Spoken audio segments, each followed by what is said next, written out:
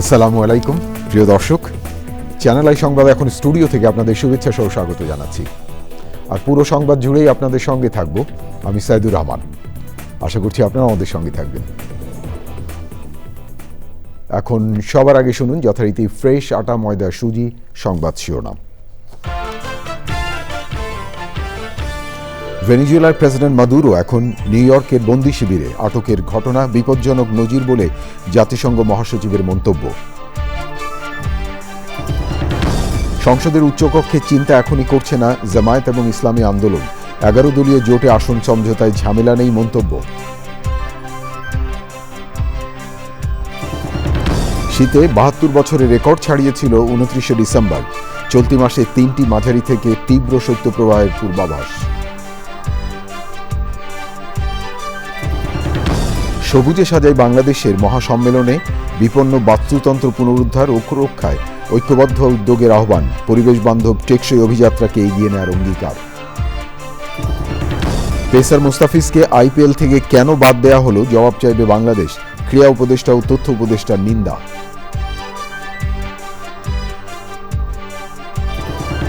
এবং টি-20 বিশ্বকাপ খেলতে ভারত যাবে না বাংলাদেশ দল। বিসিবি পরিচালকদের সর্বসম্মত সিদ্ধান্ত জানানো হচ্ছে আইসিসিকে।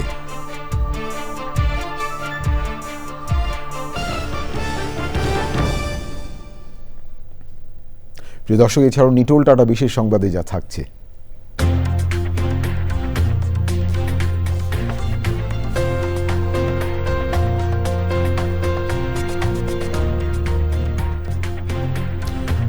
ঢাকা বিশ্ববিদ্যালয়ের অনুমোদিত কোর্সে ফজলুল হক পোস্ট গ্র্যাজুয়েট ফেলোশিপ চালুর ঘোষণার খবর।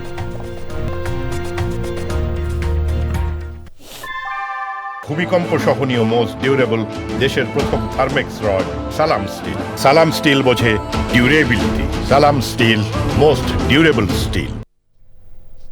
ধন্যবাদ প্রিয় দর্শক আমাদের সাথে যোগ দেওয়ার জন্য। এতক্ষণ সংবাদ শিরোনাম শুনলেন, চলুন যাওয়া যাক পুরো খবরে। আর এখনকার এই সংবাদ আয়োজন একই সঙ্গে চ্যানেল আই ইউটিউব চ্যানেলে এবং চ্যানেল আই ওটিটি প্ল্যাটফর্ম আইস্ক্রিনে লাইভ স্ট্রিম হচ্ছে। প্রিয় দর্শক, শুরুতেই দৃষ্টি দেব আন্তর্জাতিক অঙ্গনে।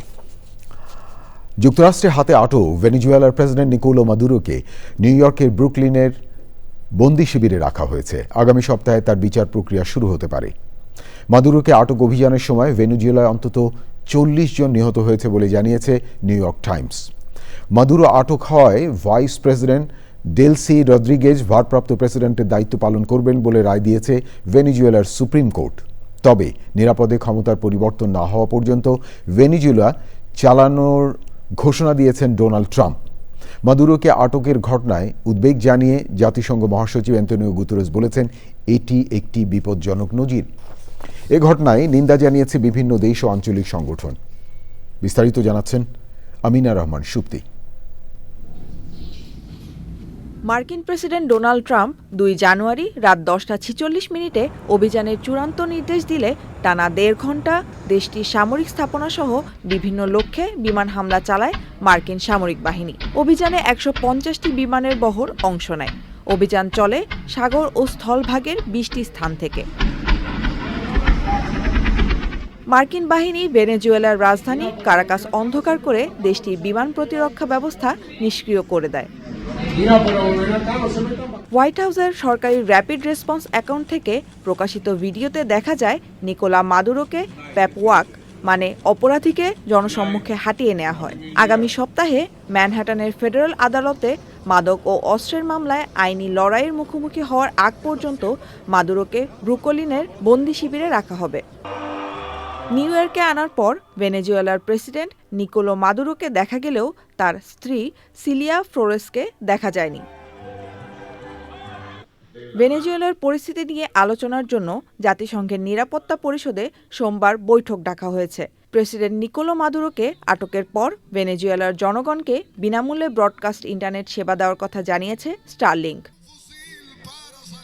Amina Rahman Supti, channel I. দীর্ঘদিনের নিখুঁত পরিকল্পনায় যুক্তরাষ্ট্র আটক করে ভেনেজুয়েলার প্রেসিডেন্ট নিকোলো মাদুরো এবং তার স্ত্রীকে। কয়েক মাসের সেই পরিকল্পনায় যুক্তরাষ্ট্র নিয়োগ দেয় দক্ষ গোয়েন্দা। মাদুরো সরকারের মধ্যে তৈরি করা হয় তথ্যদাতা। খাওয়া থেকে শুরু করে ঘুমানো, মাদুরোর প্রতি মুহূর্তের গতিবিধির ওপর নজর রাখতে থাকেন মার্কিন গোয়েন্দারা। তারপরই চূড়ান্ত হয় অভিযান। নজিরবিহীন সেই অভিযানের কথা আরেকবার জানাচ্ছেন আমিনা রহমান সুপ্তি। ২৬ বছর আগেও ঘটেছিল একই ঘটনা। পানামার প্রেসিডেন্ট নোরিয়েগাকে নিজ দেশ থেকে তুলে নিয়ে গিয়েছিল বুশ প্রশাসন। ইতিহাসের পুনরাবৃত্তি ঘটিয়ে ২০২৬ সালের ৩ জানুয়ারি দ্বিতীয়বারের মতো ঘটানো হলো সেই বিরল ঘটনা। তার চেয়েও বিরল এর নিখুঁত পরিকল্পনা। প্রতিটি ধাপই গোপনীয় থেকে অতি গোপনীয়। ওয়াশিংটনের সঙ্গে কারাকাসের সংঘাত শুরু ২৬ বছর আগে বলিভিয়া বিপ্লবের অংশ হিসেবে সংবিধান সংস্কার ও তেল খাতের জাতীয়করণ থেকে। ২০২৫ সালে মার্কিন প্রেসিডেন্ট ডোনাল্ড ট্রাম্প দ্বিতীয় দফায় ক্ষমতায় এসে ভেনেজুয়েলার উপর নতুন করে চাপ বাড়ান। ক্যারিবিয়া সাগরে মোতায়েন করা হয় ব্যাপক সেনা ও রণতরী। চূড়ান্ত অভিযানের কর্মপরিকল্পনা শুরু হয় কয়েক মাস আগে। মার্কিন গোয়েন্দারা পর্যবেক্ষণ করতে থাকেন ৬৩ বছর বয়সী মাদুরো কোথায় ঘুমান, কি খান, কি পোশাক পরেন, এমনকি তার পোষা প্রাণীগুলোর আচরণ কেমন। এছাড়া মাদুরোর বাসভবনের প্রবেশপথ অনুশীলনের জন্য যুক্তরাষ্ট্রের বিশেষ বাহিনী ওই ভবনের হুবহু একটি প্রতিরূপও তৈরি করে। অভিযান নিখুঁত করতে মাদুরোর কম্পাউন্ডের ডামি তৈরি করে প্রশিক্ষণ নেন মার্কিন সেনারা। অভিযান নির্বিঘ্ন করতে এফবিআইয়ের সঙ্গে যোগ দেয় বিশেষভাবে প্রশিক্ষিত ডেল্টা ফোর্স। কয়েক মাসের নিখুঁত পরিকল্পনা ও মহড়া শেষে অভিযান। স্থানীয় সময় শনিবার গভীর রাতে একাধিক শক্তিশালী বিস্ফোরণে কেঁপে ওঠে ভেনেজুয়েলার রাজধানী কারাকাস। অভিযানে বোমারু বিমান, ড্রোনসহ ১৫টি বিমানের বহর অংশ নেয়। সাগর ও স্থলভাগের ২০টি স্থান থেকে চলে অভিযান। কোনো রকম প্রতিরোধ গড়ে তোলার আগেই ভেনেজুয়েলার বিমান প্রতিরক্ষা ব্যবস্থা নিষ্ক্রিয় করে দেয় মার্কিন বাহিনী। পরে ভেনেজুয়েলার প্রেসিডেন্ট নিকোলা মাদুরো ও তার স্ত্রীকে একটি সুরক্ষিত দুর্গ থেকে আটক করা হয়। হেলিকপ্টারে করে নানান যান পরিবর্তন করে গুয়ান্তামো নৌঘাঁটিতে নেওয়া হয় তাদের। সেখান থেকে নিউ ইয়র্কের পথে রওনা। রাত ১০টা ৪৬ ভেনেজুয়েলার প্রেসিডেন্ট নিকোলা মাদুরোর ছবি প্রকাশ করে তাকে ও তার স্ত্রী সিলিয়া ফ্লোরেসকে ধরার কথা জানান মার্কিন president Donald Trump. Amina Rahman Supti, channel I. প্রিয় দর্শক, এবারে অন্যান্য খবর। ২৪শে ফ্যাসিস্ট সরকারকে বিদায় করতে পারলেও দেশে এখনও গণতন্ত্র পুনঃপ্রতিষ্ঠা হয়নি বলে জানিয়েছেন বিএনপির নির্বাচন পরিচালনা কমিটির চেয়ারম্যান নজরুল ইসলাম খান। বিএনপি নির্বাচন পরিচালনা কমিটির প্রথম সভা শেষে তিনি জানান, কমিটি আগামী দিনে কিভাবে কাজ করবে এসব নিয়ে সভায় আলোচনা হয়েছে। তিনি অভিযোগ করে বলেন, একটি দল ভোটারদের কাছে গিয়ে ব্যক্তিগত তথ্য সংগ্রহ করছে, এজন্য সরকারের পদক্ষেপ নেওয়া উচিত। আমরা ফ্যাসিস্ট সরকারকে বিদায় করতে পেরেছি, কিন্তু দেশে গণতন্ত্র পুনঃপ্রতিষ্ঠা হয় নাই। সেই কারণেই আমরা বারবার নির্বাচনের কথা বলেছি। কাজেই এই নির্বাচনটা যাতে অবাধ সুষ্ঠু হয়, এই নির্বাচনটা যাতে শান্তিপূর্ণ হয়, এই নির্বাচনে যেন সত্যি সত্যি আমাদের জনগণ তাদের মত প্রকাশ করতে পারেন, সেই লক্ষ্যেই আমাদের কাজ। আমাদের নেতা জনাব তারেক রহমানের নেতৃত্বে আমাদের দল এই কাজটি করছে। নজরুল ইসলাম খান বিএনপি নেতা কথা বলছিলেন। উচ্চকক্ষের চিন্তা এখনই করছে না জামায়াতে ইসলামী এবং ইসলামী আন্দোলন। দল দুটির নেতারা বলেছেন, জাতীয় নির্বাচনের পরে উচ্চকক্ষের বিষয়ে দেখা যাবে। 11 দলীয় জোটের আসম সমঝোতা নিয়ে কোনো ঝামেলা নেই বলেও জানিয়েছেন জামায়াতে ইসলামী এবং ইসলামী আন্দোলন। বিস্তারিত তাফিমুল ইসলামের রিপোর্টে দেখুন।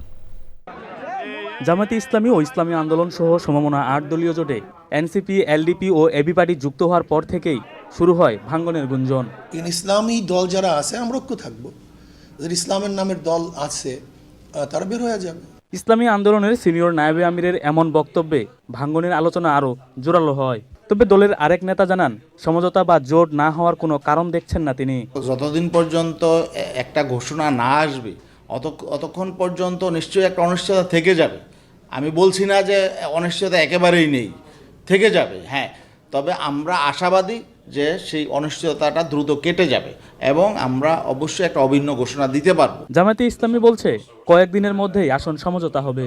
যে কথাগুলো আসছে মানে বিচ্ছিন্নভাবে, এটা কোনো দলের কথা না, আমাদের কাছে এটা হচ্ছে কোনো ব্যক্তি বা কোনো দায়িত্বশীলতা বলছেন।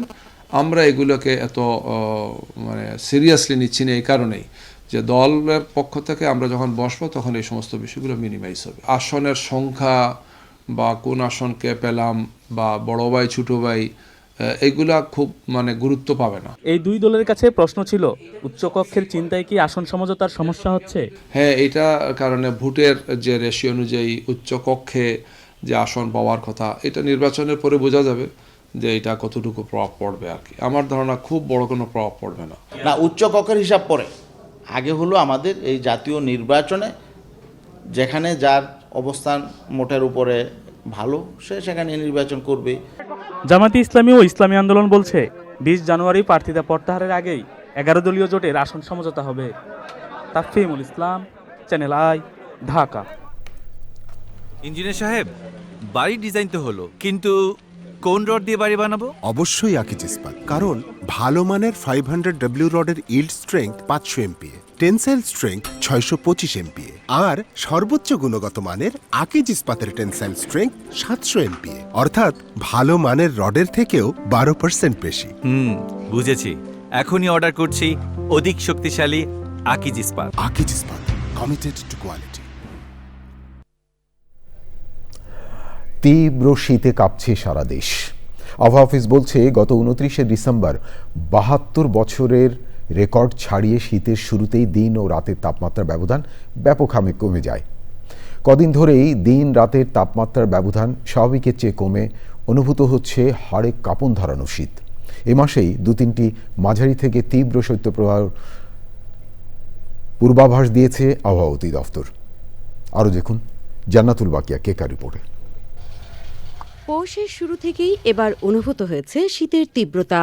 গত 23 ও 24 ডিসেম্বর থেকে দেশের উত্তরাঞ্চলের জেলাগুলো ঘন কুয়াশায় আচ্ছন্ন হয়। পর্যায়ক্রমে সেই ঘন কুয়াশা বিস্তৃত হয়েছে সারা দেশেই। দিন রাত্রির তাপমাত্রার ব্যবধান কমে বাড়তে থাকে শীতের তীব্রতা। 2025 সালের 29 ডিসেম্বর স্মরণকালের ভয়াবহ শীতের কবলে পড়ে পুরো দেশ। 72 বছরের রেকর্ড ভেঙে দিন ও রাতের তাপমাত্রার পার্থক্য কমে দাঁড়ায় মাত্র 1.7 ডিগ্রি সেলসিয়াস। এর আগে ডিফারেন্স ছিল যেটা 2.3, এটা 2003 সালে, অর্থাৎ কম ডিফারেন্স, এত কম যেটা একটা রেকর্ডেড। এই কম ডিফারেন্সের কারণেই এই অসময়ে প্রচণ্ড শীত অনুভূত হচ্ছে। এই চেঞ্জটা ইদানিং বেশি দেখা যাচ্ছে, বিশেষ করে আমরা যদি গত 20 বছরে দেখি যে এই ঘন কুয়াশার ব্যাপ্তি এটা প্রকট হারে বেড়েছে। এই ঘন কুয়াশার কারণেই দেখা যাচ্ছে যে দিনের তাপমাত্রা র্যাপিডলি কমে যাচ্ছে। আবহাওয়াবিদরা বলছেন শৈত্যপ্রবাহ থাকুক বা না থাকুক, দিনরাত্রের তাপমাত্রার ব্যবধান 10 ডিগ্রির নিচে নামলেই শীতের প্রকোপ বাড়ে। এই মাসে আমাদের ক্লাইমেটোলজিক্যালি দেখা যাচ্ছে যে 2 থেকে 3টা শৈত্যপ্রবাহ আসবে, এর ভিতরে একটা মাঝারি দিকে তীব্র হতে পারে। দিনের তাপমাত্রা যদি নর্মাল থেকে 4-5 ডিগ্রি কমে যায়, এটাকে আমাদেরকে কোল্ড স্পেলিং বা কোল্ড ডেজ হিসেবে ডিক্লেয়ার করতে হবে। এটাকে আমাদের ওয়ার্নিং সিস্টেমের ভিতরে আমরা কিভাবে আনা যায় এটা আমরা চিন্তা করছি। চলতি বছর শীতের বিশেষত্ব হল শৈত্যপ্রবাহ ছাড়াই দিন রাত্রের তাপমাত্রার ব্যবধান কমে শীতের প্রকোপ বৃদ্ধি। দিনের তাপমাত্রা 10 ডিগ্রি সেলসিয়াসের নিচে নামলে মৃদু শৈত্যপ্রবাহ, 8-এর নিচে মাঝারি এবং 6-এর নিচে নামলে তীব্র শৈত্যপ্রবাহের পূর্বাভাস দিয়ে থাকে আবহাওয়া office. Jannatul বাকিয়া Keka, channel I, Dhaka. 103 জনকে গুম ও খুনের অভিযোগে সাবেক সেনা কর্মকর্তা জিয়াউল হাসানের বিরুদ্ধে অভিযোগ গঠন করে বিচার শুরুর জন্য ট্রাইব্যুনালের কাছে আবেদন জানিয়েছে চিফ প্রসিকিউটর। আর 24শে গণ অভ্যুত্থানে কারফিউ দিয়ে ও সেনাবাহিনীকে ব্যবহার করে ছাত্র জনতাকে হত্যার অভিযোগে করা মামলায় আসামি সালমান এফ রহমান ও আনিসুল হক নিজেদের ভয়েস রেকর্ড বিদেশি বিশেষজ্ঞ দিয়ে পরীক্ষা করানো আবেদনের পরিপ্রেক্ষিতে সুযোগ নেই বলে জানিয়েছেন ট্রাইব্যুনাল। প্রিয় দর্শক, দেখুন সহকর্মী মাজাহলক মান্নার রিপোর্টটি। গুম খুনের অভিযোগে সাবেক সেনা কর্মকর্তা জিয়াউল আহসানের বিরুদ্ধে 3টি অভিযোগ আনে প্রসিকিউশন। এতে গাজীপুরে 3 জনকে, বরগুনার পাথরঘাটায় 50 জনকে এবং সুন্দরবন এলাকায় আরও 50 জনকে নিজে ও তার নির্দেশে হত্যা করা হয় এবং সুন্দরবন এলাকায় আরও 50 জনকে জিয়াউল হোসেনের নির্দেশে হত্যা করা হয়। 2009 থেকে 2025 পর্যন্ত বাংলাদেশে যে এক্সট্রা জুডিশিয়াল কিলিং এবং এই যে গুম করে নিয়ে মানুষকে চিরদিনের জন্য নিখোঁজ করে দেয়া, এই কাজের মাস্টার মাইন্ড মহাকাব্যিক নায়ক হচ্ছে জিয়াউল হাসান। এই যে মানুষকে পেট কেটে পেট চিরে নদ নদী খাল বিলে ফেলে দেওয়ার যে সংস্কৃতি, বাংলাদেশে তার কবর হবে, বিচার হবে। আগামী 8 জানুয়ারি আসামিপক্ষের যুক্তি উপস্থাপনের দিন ঠিক করেছেন ট্রাইব্যুনাল। অভিযোগ গঠনের শুনানির আগে নিজেদের ফোনালাপের ভয়েস টেস্ট বিদেশে করানোর জন্য আবেদন করেন সালমান এফ রহমান ও আনিসুল হক। সালমান এফ রহমান এবং আনিসুল হক রাষ্ট্রপক্ষ থেকে একটা কনভারসেশন এর কথা বলা হয়েছে যে ফর্মাল চার্জে ওনারা সেটার নিয়ে এসছেন। তো আমার ক্লায়েন্ট বলেছেন যে এই ধরনের কোনো কনভারসেশন তাদের মধ্যে হয়নি। সেই কারণে আমরা একটা অ্যাপ্লিকেশন করেছিলাম যে এটা একটা ফরেন্সিক এক্সামিনেশন হবে বিদেশি কোনো ল্যাবের মাধ্যমে। তো কোর্ট এই অ্যাপ্লিকেশনটা কেপ্ট উইথ দ্য রেকর্ড রেখেছেন। এই মামলায় আসামিপক্ষের যুক্তি উপস্থাপনের দিন 6 জানুয়ারি ঠিক করেছেন আদালত। মাঝড়ক মান্না, চ্যানেল আই, ঢাকা। বিপন্ন বাস্তুতন্ত্র পুনরুদ্ধার ও রক্ষায় ঐক্যবদ্ধ উদ্যোগের আহ্বান জানিয়েছেন প্রকৃতি বন্ধু বীর মুক্তিযোদ্ধা মুকিত মজুমদার বাবু। সবুজে সাজাই বাংলাদেশের মহাসম্মেলনে বৃক্ষরোপণ 2025-এর বিজয়ীদের পুরস্কার প্রদান অনুষ্ঠানে প্রাণ প্রকৃতি রক্ষায় সচেতনতা ও পরিবেশ বান্ধব প্রযুক্তির প্রয়োজনীয়তা তুলে ধরেন বিশিষ্টজনরা। আর পরিবেশ বান্ধব টেকসই অভিযাত্রাকে এগিয়ে নেওয়ার অঙ্গীকার করেন সবুজ আন্দোলনের সারথীরা। আরও জানাচ্ছেন আফরোজা হাসি। উন্নয়ন অগ্রযাত্রার সাইনবোর্ড কিংবা নামে বেনামে প্রতিনিয়ত বৃদ্ধি পাচ্ছে পরিবেশ প্রতিবেশী দখল, দূষণ আর ধ্বংসের অপতৎপরতা। অসচেতনতা এবং বেপরোয়া লোভে সামগ্রিক সবুজ আচ্ছাদন কমে সভ্যতা যখন হুমকিতে, তখন ভবিষ্যতের বাসযোগ্য ধরিত্রী বিনির্মাণে সবুজায়ন সহ দেশ বিদেশে প্রকৃতি ও জীবন ফাউন্ডেশন এবং ক্লাবের পরিবেশ বান্ধব কর্মযোগ্য। অভিযাত্রাকে আরও গতিশীল করতে বছর জুড়ে মোবাইল অপারেটর বাংলালিংকের সঙ্গে নিয়ে চলা সবুজে সাজায় বাংলাদেশ কর্মযজ্ঞের মহাসম্মেলনে ভিডিওচিত্র প্রতিযোগিতা ও বৃক্ষরোপণ কর্মসূচিতে বিজয়ীদের সম্মানিত করতে রাজধানীর পানি ভবনে জমকালো আয়োজন।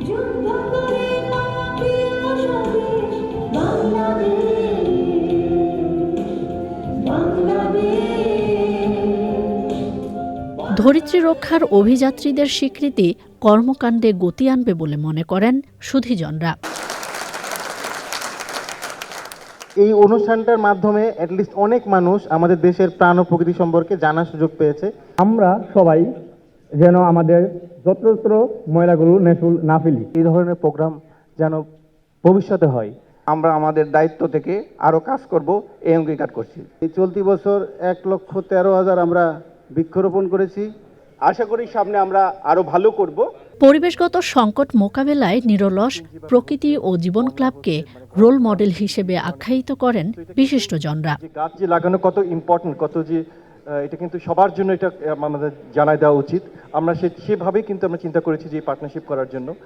বাবু ভাই প্রকৃতি ও জীবন ফাউন্ডেশন শুরু করেছিলেন 2009 সালে। আজকে প্রায় 17 বছর পরে উনি যে জায়গায় দাঁড়িয়েছেন মানুষের জন্যে, যেটি করছেন যে মানুষকে সম্পৃক্ত করেই মানুষের জন্য করছেন। দেশীয় বিপন্ন যে বৃক্ষগুলো যেগুলো আপনাদের বাড়ির আশেপাশে সব সময় ছিল, সেই গাছগুলো যাতে আপনাদের বৃক্ষরোপণের তালিকায় আসে। এই যে মহৎ উদ্যোগ বাংলাদেশকে সবুজে সাজানো বা সবুজে সাজাই বাংলাদেশ, এই কার্যক্রম চালু থাকবে। বাংলাদেশে প্রায় 1.5 কোটি মানুষের যে অক্সিজেনের সংস্থান করেছে এই প্রকৃতি জীবন ফাউন্ডেশন, তাহলে এত বড় কন্ট্রিবিউশন আমি মনে করি বাংলাদেশের কোনো প্রতিষ্ঠান এইভাবে এককভাবে দিতে পারছে না। নিজেদের অস্তিত্বের স্বার্থে পরিবেশ ও জীববৈচিত্র্য রক্ষায় তরুণ প্রজন্ম সহ সার্বিক সম্পৃক্ততার আহ্বান জানান প্রকৃতি বন্ধু বীর মুক্তিযোদ্ধা মুকিত মজুমদার বাবু। আমরাই কিন্তু একসাথেই এই কাজটি করেছি এবং এই কাজটি খুব বেশি দরকার বাংলাদেশের জন্য। বাংলাদেশের সবচেয়ে বড় প্রয়োজন পরিবেশ প্রকৃতিকে ভালো রাখা। আজকে যদি আমরা মরুভূমির দেশগুলোর দিকে দেখি, মধ্যপ্রাচ্যের দিকে দেখি, তাহলে কি দেখি আমরা?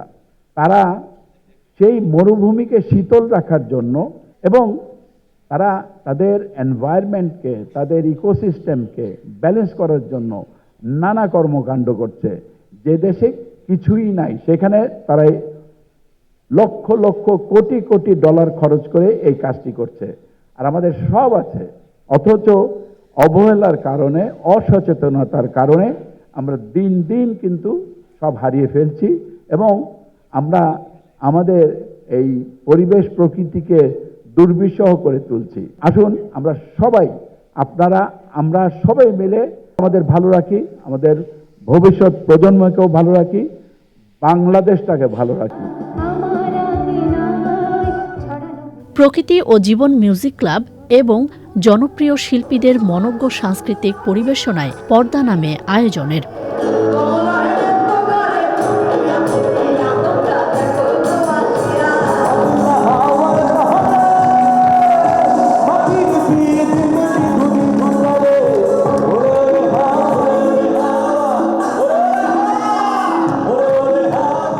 আফরোজা হাসি, চ্যানেল আই, ঢাকা। আইপিএল থেকে মুস্তাফিজুর রহমানকে কেন বাদ দেওয়া হলো তার জবাব চাইবে বাংলাদেশ। এ বিষয়ে আইনি দিক পর্যালোচনা হচ্ছে বলে জানিয়েছেন তথ্য উপদেষ্টা। এই সিদ্ধান্তের নিন্দা জানিয়েছেন ক্রীড়া উপদেষ্টা। বিস্তারিত জানাচ্ছেন রফিকুল বাশার। ভারতের ক্রিকেট লিগ আইপিএলে এবার মুস্তাফিজুর রহমানকে 9 কোটি 20 লাখ টাকায় দলে নেয় কলকাতা নাইট রাইডার্স। খেলা শুরুর আগ মুহূর্তে ভারতীয় ক্রিকেট বোর্ডের নির্দেশে দল থেকে বাদ দেওয়া হয়েছে মুস্তাফিজকে। কেকেআরের এই সিদ্ধান্তের প্রতিক্রিয়ায় শনিবার রাতে ফেসবুকে পোস্ট দিয়ে ক্রীড়া উপদেষ্টা ডক্টর আসিফ নজরুল নিন্দা ও প্রতিবাদ জানান। আসন্ন বিশ্বকাপে বাংলাদেশ দলের ভারতে যাওয়া নিরাপদ নয় বলেও মনে করেন ক্রীড়া উপদেষ্টা। সচিবালয়ে বিএসআরএফ এর মত বিনিময়ে মুস্তাফিজুর রহমানের বিষয়ে সরকারের অবস্থান জানতে চাওয়া হয় তথ্য উপদেষ্টার কাছে। খেলার মধ্যে রাজনীতি আনা হয়েছে মন্তব্য করে উপদেষ্টা বলেন, বাংলাদেশে আইপিএল সম্প্রচার করা হবে কিনা তা পর্যালোচনা হচ্ছে। পুরো বিষয়টি পর্যালোচনা করে আইনি ব্যবস্থা নেওয়া হবে। বাংলাদেশের একটা খেলোয়াড়কে নিশ্চিত করার পরে তাকে রাজনৈতিক যুক্তিতে, যেটা আমরা পত্রপত্রিকায় দেখেছি, বলা হচ্ছে যে ওকে নেওয়া হবে না। তো এইরকম সিদ্ধান্তের প্রেক্ষিতে আমাদের দেশের জনগণেরও তো মনে একটা আঘাত লাগে, তাদের মধ্যেও একটা প্রতিক্রিয়া হয়। সেরকম জায়গায় আমাদেরকেও একটা অবস্থান নিতে হবে। আমরা সেই অবস্থানের আইনগত ভিত্তি এবং প্রক্রিয়া যাচাই বাছাই করছি এবং করার পরে আমরা একটা বিফিটিং পদক্ষেপ গ্রহণ করব। তবে ভারত থেকে চাল আমদানির বিষয়টি রাজনৈতিকভাবে দেখেন না খাদ্য উপদেষ্টা। বাণিজ্যের সাথে রাজনীতির সংযোগ নেই মন্তব্য করে খাদ্য উপদেষ্টা বলেন, যেখান থেকে কম দামে পাওয়া যাবে সেখান থেকে আমদানি করা হবে। Rafiqul Bashar, channel I, Dhaka. ভারতে আগামী ফেব্রুয়ারি মাসে অনুষ্ঠেয় টি-20 বিশ্বকাপ খেলতে যাবে না বাংলাদেশ। আইপিএলের দল কলকাতা নাইট রাইডার্স থেকে বাংলাদেশি পেসার মুস্তাফিজুর রহমানকে বাদ দেওয়ার পরদিন এই সিদ্ধান্ত নিয়েছে বাংলাদেশ ক্রিকেট বোর্ড বিসিবি। আরও জানাচ্ছেন সানিয়া তন্ময়। গত 36 ঘন্টায় বাংলাদেশ ভারত ক্রিকেট সম্পর্কে নাটকীয় অবনতি। ভারতীয় ক্রিকেট বোর্ডের নির্দেশে মুস্তাফিজকে আইপিএল থেকে বাদ দেওয়ার পরই সামনে আসে বিশ্বকাপে বাংলাদেশের ক্রিকেটারদের নিরাপত্তার বিষয়টি। সিদ্ধান্ত ভারতে না যাওয়ার নির্দেশনা আসে সরকারের তরফ থেকেও। পরিচালকদের সম্মতিক্রমে আইসিসিকে ভেন্যু পরিবর্তনের অনুরোধ জানিয়ে চিঠি পাঠানো হচ্ছে বিসিবির পক্ষ থেকে। সংবাদ বিজ্ঞপ্তিতে বিষয়টি নিশ্চিত করে দেশের ক্রিকেটের নিয়ন্ত্রক সংস্থাটি। 2026 আইসিসি টি-20 বিশ্বকাপের যৌথ আয়োজক ভারত ও শ্রীলঙ্কা। সূচি অনুযায়ী গ্রুপ পর্বে বাংলাদেশের ম্যাচগুলো হবে কলকাতা ও মুম্বাইয়ে। বাংলাদেশের সিদ্ধান্তের পর আইসিসির প্রতিক্রিয়া না জানা গেলেও বিসিসিআই এমন দাবি নাকচ করেছে বলে জানিয়েছে ভারতীয় সংবাদ মাধ্যম। বিশ্বকাপের জন্য আজ সকালে লিটন দাসকে অধিনায়ক করে 15 সদস্যের দল ঘোষণা করেছে BCB. Sania Tanmoy, sports desk, Channel I. রাজধানীর তেজগাঁও কলেজের শিক্ষার্থী সাকিবুল হাসান রানা হত্যার বিচারের দাবিতে ফার্মগেটে সড়ক অবরোধ করে বিক্ষোভ করেন শিক্ষার্থীরা। এছাড়া ন্যাশনাল ইকুইপমেন্ট আইডেন্টিটি রেজিস্টার ব্যবস্থা NERR আইআর চালুর প্রতিবাদে এবং গ্রেফতার ব্যবসায়ীদের মুক্তির দাবিতে রাজধানী কারওয়ান বাজার সড়ক অবরোধ করলে আইনশৃঙ্খলা বাহিনীর সাথে মোবাইল ব্যবসায়ীদের দফায় দফায় ধাওয়া, পাল্টা ধাওয়া ও সংঘর্ষের ঘটনা ঘটে। রিপোর্টে আরও জানাচ্ছেন শহীদুল্লাহ রাজু।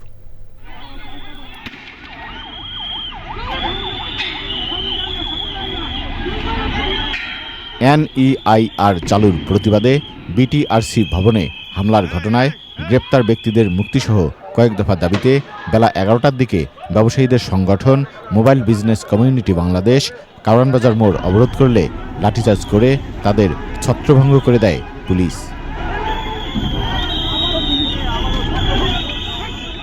টিয়ার শেলের গ্যাসের নিক্ষেপ কথাও বেরোচ্ছে না মুখ দিয়ে। এনআইয়ের যে পদ্ধতিটা সেটা তারা আমাদের সাথে কমিটমেন্ট করছে যে 3 মাস পরে তারা চালু করবে। তো আমাদের যে মজুদ প্রোডাক্টগুলো আছে এগুলো অফ হয়ে গেলে তো দেশেরই ক্ষতি ভাই। পরে ব্যবসায়ীরা কাঁঠালবাগানের দিকে অবস্থান নেয় এবং পুলিশকে লক্ষ্য করে ইটপাটকেল নিক্ষেপ করে। ব্যবসায়ীরা আবারও কারওয়ান বাজার মোড় অবরোধের চেষ্টা করলে দ্বিতীয় দফায় জলকামান, টিয়ার শেল ও সাউন্ড গ্রেনেড নিক্ষেপ করে তাদের ছত্রভঙ্গ করে দেয় আইন শৃঙ্খলা রক্ষাকারী বাহিনী।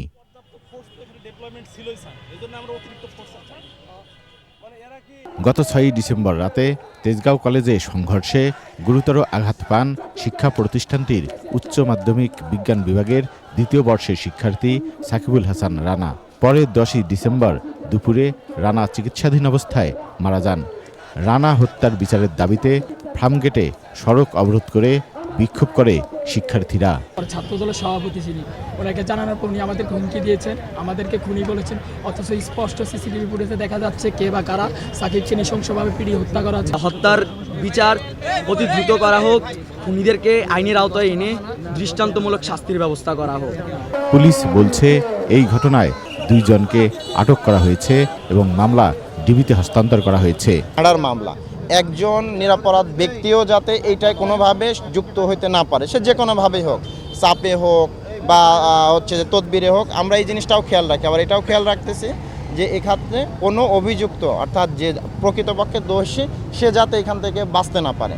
কারওয়ান বাজারে অবরোধ, সংঘর্ষ এবং ফার্মগেটে অবরোধের কারণে সব দিকে যান চলাচল বন্ধ হয়ে যায়। Shahidullah Raju, channel I, Dhaka. প্রিয় দর্শক, এবারে আইস্ক্রিন সাংস্কৃতিক সংবাদ।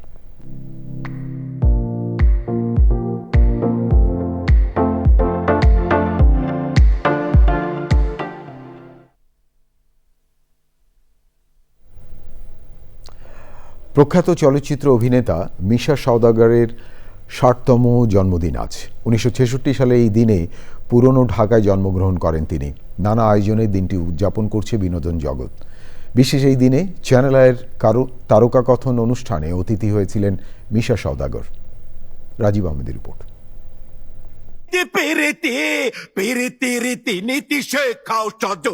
মিশা সওদাগর বাংলা চলচ্চিত্রের একজন জনপ্রিয় ও প্রভাবশালী খল অভিনেতা, যিনি প্রায় 800 চলচ্চিত্রে অভিনয় করেছেন। 1966 সালে পুরনো ঢাকায় জন্ম নেওয়া প্রখ্যাত এই অভিনেতার আসল নাম শহীদ হাসান। যদিও বাংলা চলচ্চিত্রের খল চরিত্রে অভিনয়কারী এই মানুষটিকে মিশা সওদাগর নামেই চেনেন চলচ্চিত্রপ্রেমীরা। 1986 সালে এফডিসি আয়োজিত নতুন মুখের মাধ্যমে তিনি সিনেমায় আসেন। 1990 সালে ছোটকু আহমেদ পরিচালিত চেতনা ও অমর সঙ্গী ছবিতে নায়ক হিসাবে আত্মপ্রকাশ করলেও সফলতা ধরা দেয়নি। 1995 সালে আশা ভালোবাসা ছবিতে খল চরিত্রে অভিনয় বদলে দেয় সব হিসাব নিকাশ। ধীরে ধীরে হয়ে ওঠেন বাংলা ছবির ভয়ঙ্কর রূপ। চলচ্চিত্রে খুনি, ধর্ষণকারী সর্বনিকৃষ্ট চরিত্রে অভিনয় করলেও ব্যক্তিজীবনে সম্পূর্ণ বিপরীত মানুষ তিনি। ধার্মিক ও পারিবারিক মূল্যবোধে বিশ্বাসী মিশা সওদাগর 3 বার জাতীয় চলচ্চিত্র পুরস্কার সহ অনেক পুরস্কারে ভূষিত হয়েছেন তিনি। বাংলাদেশ চলচ্চিত্র শিল্পী সমিতির সভাপতি হিসেবেও দায়িত্ব পালন করেছেন।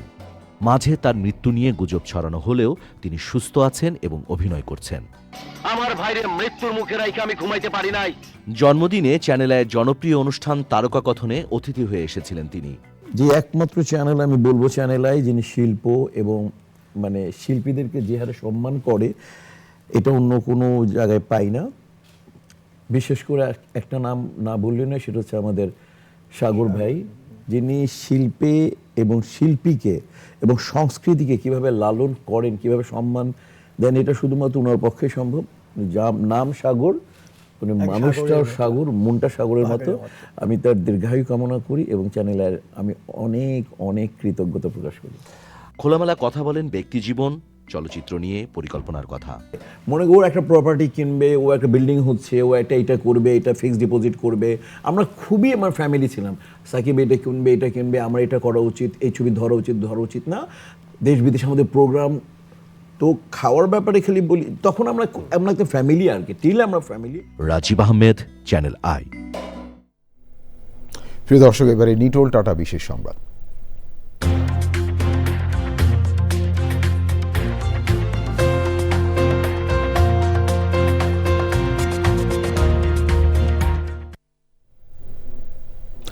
ঢাকা বিশ্ববিদ্যালয় নিয়ন্ত্রিত post graduate diploma in film and television প্রোগ্রামে 2025-26 শিক্ষাবর্ষ থেকে ফজলুল হক পোস্ট গ্র্যাজুয়েট ফেলোশিপ চালুর সিদ্ধান্ত নেওয়া হয়েছে। আজ পাঠশালা সাউথ এশিয়ান মিডিয়া ইনস্টিটিউটের চলচ্চিত্র ও টেলিভিশন বিভাগে উত্তীর্ণ শিক্ষার্থীদের সার্টিফিকেট প্রদান উপলক্ষে এক অনুষ্ঠানে এই সিদ্ধান্ত নেওয়া হয়। এ সময় বিশিষ্ট টেলিভিশন ব্যক্তিত্ব ও চ্যানেল আইয়ের ব্যবস্থাপনা পরিচালক ফরিদুর রেজা সাগরের পক্ষে অনন্যা রুমা ফেলোশিপের ঘোষণা দেন। ইনস্টিটিউটের অধ্যক্ষ অধ্যাপক খম হারুন ফেলোশিপ চালুর জন্য চ্যানেল আই কর্তৃপক্ষের প্রতি কৃতজ্ঞতা প্রকাশ করেন। এবারে পূবালী ব্যাংক বাণিজ্য সংবাদ।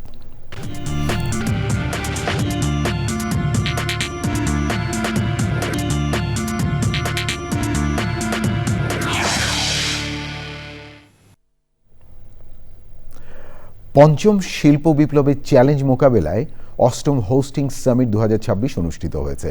রোববার রাজধানীর নিকুঞ্জে আলফা নেটের উদ্যোগে আয়োজিত সামিটে দেশের শীর্ষ ওয়েব হোস্টিং কোম্পানি এবং সরকারি বেসরকারি খাতের প্রতিনিধিরা অংশ নেন।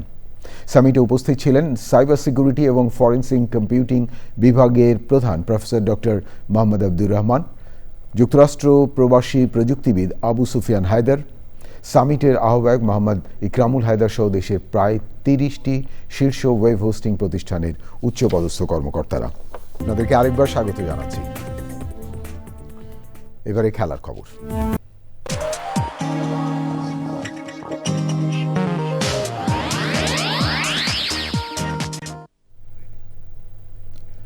প্রিয় দর্শক, এখনকার খেলার খবরে পুরোটা জুড়েই রয়েছে ক্রিকেট।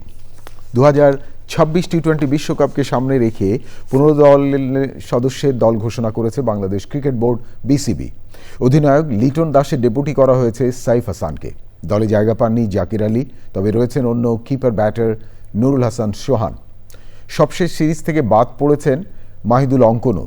ভারত ও শ্রীলঙ্কায় অনুষ্ঠেয় বিশ্বকাপে টাইগার স্কোয়াডে আরও রয়েছেন তানজিদ তামিম, পারভেজ ইমন, তৌহিদ হৃদয়, শামীম পাটোয়ারি, নুরুল সোহান, মেহেদী হাসান, রিশাদ, নাসিম, মুস্তাফিজ, তানজিম সাকিব, তাসকিন, সাইফুদ্দিন এবং শরীফুল।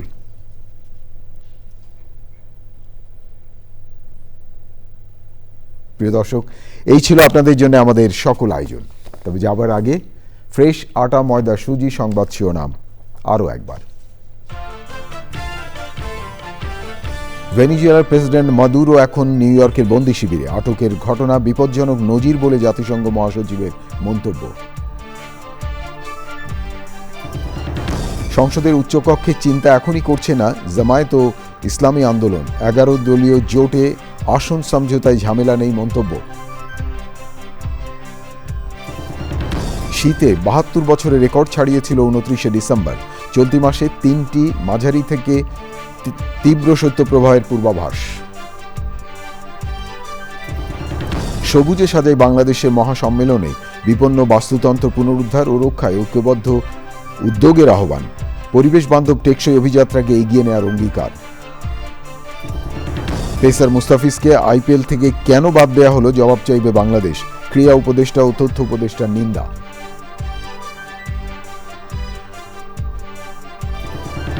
এবং টি-20 বিশ্বকাপ খেলতে ভারত যাবে না বাংলাদেশ দল। বিসিবি পরিচালকদের সর্বসম্মত সিদ্ধান্ত জানানো হচ্ছে আইসিসিকে।